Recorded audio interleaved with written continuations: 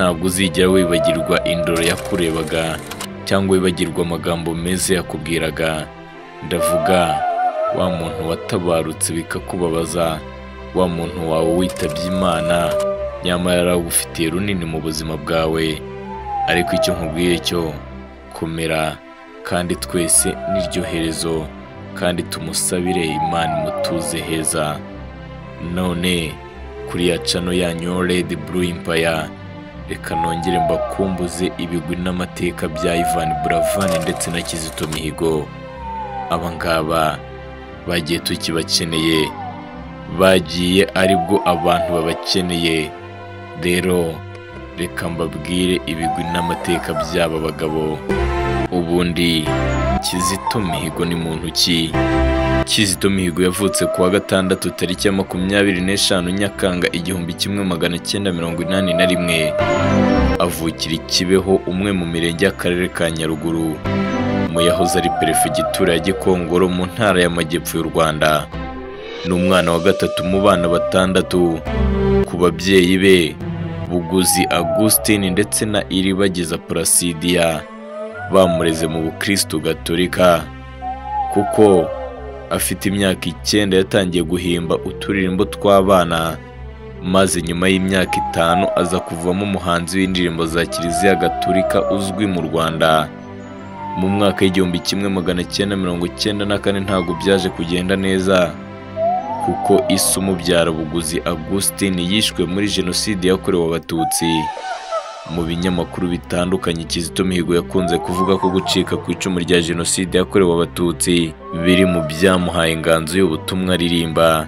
Amaze kugira imyaka 14 gusa, ubwo yigaga mu mwaka wa mbere muri seminari nto ya Karubanda i Butare, yahimbye indirimbo nyinshi ziririmbwa muri Kiliziya Gatolika. Maze mu mwaka w'2000 ubwo yari afite imyaka 19 gusa, Kizito Mihigo yari afite indirimbo zirenga 200 zakoreshwaga muri misa. Mu mwaka w'2001 yagize uruhare mu ishyirwa mu manota ry'indirimbo yubahiriza igihugu. Maze mu mwaka w'2003 ajya kwiga muzika mu Burayi. Maze mu kwezi kwa 9 2008 aza kubona impamyabumenyi diplôme définitive mu ishuri rya Conservatoire de Musique de Paris, aho ngaho ni mu Bufaransa. Kizito Mihigo yaje kwigisha muzika mu ishuri ryisumbuye ryo mu Bubiligi kuva mu mwaka w'2008 maze ageza mu 2010.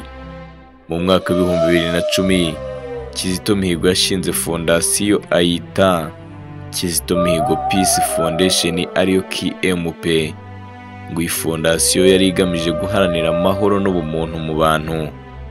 Iyi fondasiyo yashinzwe hari hagamijwe ubukangurambaga ku bumwe n'ubwiyunge, ikoresheje ubuhanzi muri za gereza no mu mashuri n'ahandi hose habaga hateraniye abantu benshi. KMP kandi yakoraga ibyitwa ikiganiro mpuzamadini. Ikiganiro cyahuzaga abanyamadini batandukanye kuri radio na televiziyo by'igihugu. Ibyabaga rimwe mu cyumweru. Mu kiganiro cyari cyarahariwe icyitwa umusanzu w'umuhanzi, cyategurwaga nyine na fondasiyo KMP. Muri Kanama 2011 Kizito Mihigo yahawe n'umufasha wa Perezida wa Repubulika Madamu Jeannette Kagame igihembo cyagenewe urubyiruko rw'indashyikirwa. Maze mu 2013 Kizito Mihigo na fondasiyo ye bahabwa n'ikigo cy'igihugu cy'imiyoborere RGB igihembo cy'amafaranga y'u Rwanda angana na miliyoni 8 ku muryango utari uwa leta ukora ibikorwa by'indashyikirwa, imiyoborere myiza no gukangurira abandi kubana mu mahoro no mu bwiyunge. Tariki ya 15 Mata 2014 polisi y'igihugu yerekanye uyu muhanzi ivuga ko yamufatiye mu byaha byo kugambanira ubutegetsi bw'u Rwanda ndetse na Perezida wa Repubulika y'u Rwanda Paul Kagame. Imbere y'itangazamakuru bose babireba Kizito Mihigo yarabyemeye ndetse anabisabira imbabazi.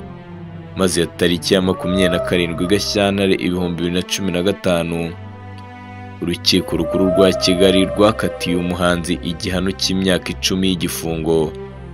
rwamuhamije ibyaha byo kugambanira kugirira nabi ubutegetsi, ariko rumukuraho icyaha cy'iterabwoba tariki ya 14 Nzeri 2018, nyuma yo kureka ikirego cy'ubujurire yari yaratanze mu rukiko rw'ikirenga. Umuhanzi Kizito Mihigo yahawe imbabazi na Perezida wa Repubulika Paul Kagame. Aribyo byaje gukurikira ku rwego rw'ubugenzacyaha RIB rwatangaje ko inzego z'umutekano zarushyikirije umuhanzi Kizito Mihigo wafatiwe mu karere ka Nyaruguru ashaka kwambuka mu buryo bunyuranyije n'amategeko ajya i Burundi. Kizito Mihigo yaje gutabaruka ku itariki ya 17 Gashyantare 2020, ubwo i Rwanda hatahaga inkuru mbi y'akababaro y'urupfu rw'uyu muhanzi wamenyekanye mu ndirimbo zo kuramya no guhimbaza Imana ndetse n'izikangurira abantu kubana mu mahoro, ubumwe n'ubwiyunge. Kizito Mihigo wari waramamaye mu ndirimbo zirimo Inuma n'izindi nyinshi zagwaga abanyarwanda ku mutima, yapfuye yiyahuye aho yari afungiye kuri sitasiyo ya polisi ya Remera mu mujyi wa Kigali. Ni nyuma y'uko yahajyanywe amaze gufatwa ku wa 13 Gashyantare agerageza gutoroka igihugu akajya i Burundi kwifatanya n'imitwe igamije guhungabanya umutekano w'u Rwanda, ndetse akaba yaranakurikiranyweho n'ikindi cyaha cyo gushaka gutanga ruswa. Ngibyo ibigwi n'amateka by'umuhanzi Kizito Mihigo wapfuye ku myaka 38, aho yapfuye akiri ingaragu mu by'ukuri. Imana ikomeze mutuze heza kandi muhe iruhuko ridashira, natwe tuzahora tumwibuka. Ntitwavuga Kizito Mihigo kandi ngo twibagirwe Buravan watabarutse akiri mutoya. Imana imwakire, Imana yakire ndetse ituze mu bwami bwayo burabyo Ivan benshi bamenye nka Buravan, umuhanzi wari umaze kubaka izina mu muziki w'u Rwanda, witabye Imana nawe mu rukerera rwo kwa 17 Kanama 2022. Ubusanzwe Ivan Buravan yavutse kwa 27 Mata 1995, akaba yari gucura mu muryango w'abana batandatu, akaba umubyara w'umuhanzi Sini, nanone akaba umwuzukuru wa Sayinzoga Garasiane wabaye intore y'ikirangirire ku ngoma y'umwami Rudahigwa. Gukunda umuziki kwa Ivan Buravan yabitangiye kuva akiri muto, kuko ku myaka 2 gusa y'amavuko yakunze kuvuga ko yari yatangiye guca amarenga y'uko azavamo umunyamuziki ukomeye.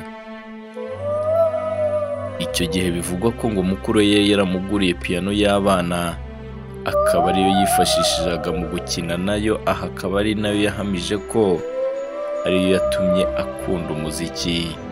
Amashuri abanza yigiye i Gikondo ahitwa Petite Prince, ayisumbuye ayigira muri Ami des Enfants, kaminuza ayigira muri Kaminuza y'u Rwanda i Gikondo, aho yize ibijyanye n'ubucuruzi, itumanaho n'ikoranabuhanga, ibizwi nka Business Information and Technology.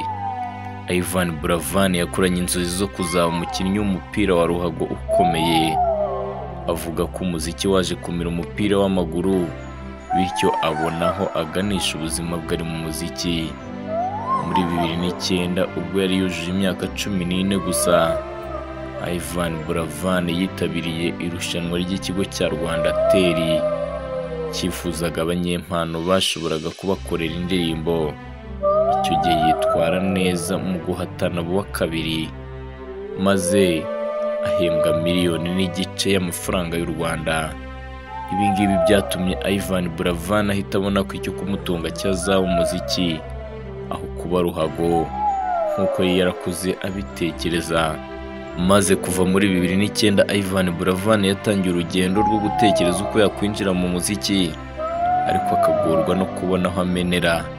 Uyu musore yagiye akora indirimbo zinyuranye ariko zitigeze zikundwa cyane, kugeza muri 2015 ubwo yahuraga na sosiyete y'abagize New Level, ikaba ariyo yamuhaye ikaze mu muziki nk'umuhanzi wabigize umwuga. Nyuma y'imishinga myinshi bari bamaze gutegura, Buravan na New Level batangiye urugendo muri 2016, basohora indirimbo nka Bindimo, Urwo Ngukunda yakoranye na Uncle, Marayika, Ninjye Nawe, Garagaza, Canga Irangi n'izindi nyinshi. Izi ndirimbo zikaba arizo zafashije Ivan Buravan kwinjirana mu muziki umurindi ukomeye kandi wumvikana, ndetse mu ntangiriro za 2018 ahita atangaza ko uwo mwaka uzasoza amuritse alubumu ye ya mbere. Imurika ry'iyi alubumu ryari ibirori bikomeye imbere y'imbaga y'abantu barenga 5,000 bari bakoraniye muri Kigali. Ivan Buravan yakoze igitaramo cy'amateka, abantu bahava banyuzwe. Buravan yaje gutwara irushanwa yegukanye rimuha amahirwe adasanzwe kuko yazengurutse mu bihugu 12 bikoresha ururimi rw'igifaransa muri Afurika. Buravan wari umaze kuzenguruka mu bihugu bitandukanye bya Afurika yaje gusanga kimwe mu bibazo umuziki w'u Rwanda ufite ari uko nta mwimerere ufite. Maze mu mwaka wa 2020 nyuma y'umwaka yari amaze mu karuhuko, Ivan Buravan yabwiye Igihe ko yagiye ahura n'iki kibazo mu bihugu bitandukanye yataramiyemo, ariko ahita anatangiza umushinga wo kugikemura. Uyu mushinga wari ushingiye kuri alubumu ye nshya Twaje mu 2020 ubwo yaganiraga n'Igihe.